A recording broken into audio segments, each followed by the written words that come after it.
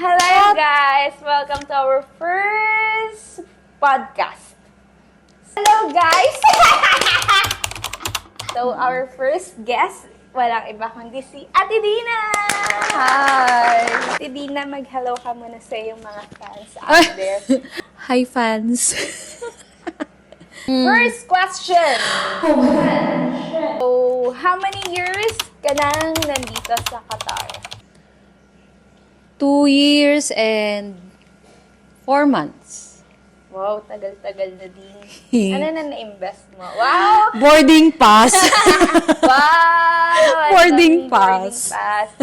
So, next question is, what is your profession today and yung pinaka-last before this profession?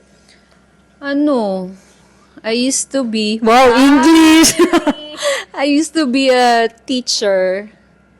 Presently... Wow, interview! Presently, I'm a ground staff in Qatar Airways. Wow! Practice. Palakpakan natin. Nag-practice! How do you compare these two professions, or what is the difference of these two professions, the last and the present? Thank you for that question. You're welcome. Hindi mo siya mako-compare kasi nung teacher ako yung nagbibigay ng instructions. Ako lahat nagpo-provide. Etong bagong work, etong present job, sila yung nagbibigay sa akin ngayon ng utos, kung anong gagawin. Kaya, nakapanibago.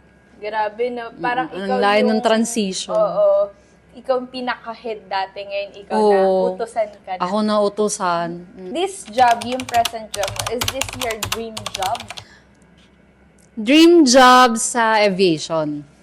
Pero kung yung mismong the job itself, hindi. Sa aviation industry, oo. Pero yung ginagawa natin Parang ngayon, hindi. Ito yung parang first step mo to achieve your... Ganan. Next, yung pinaka-dream Yes. mo, parang stepping stone mo siya. This. So, since this is one of your dream job, what is your message to those people na na-stuck sila sa job nila ngayon and they don't want to achieve their dreams anymore? Try lang ng try. Kung may chance kung may chance naman mag-change or mag-shift ng career, why not? Kasi life is short. Hindi natin alam, malay mo.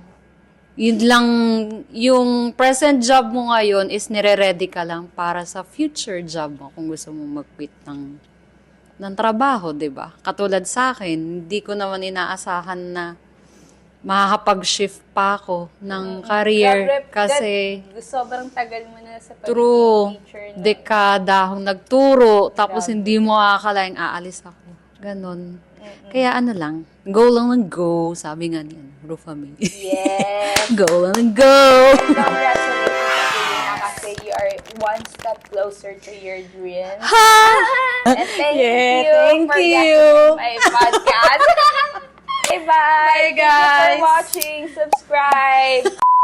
Ko namang i-guess si Joanna Nicole na nanahimik sa likuran ng camera. Thank you, everyone!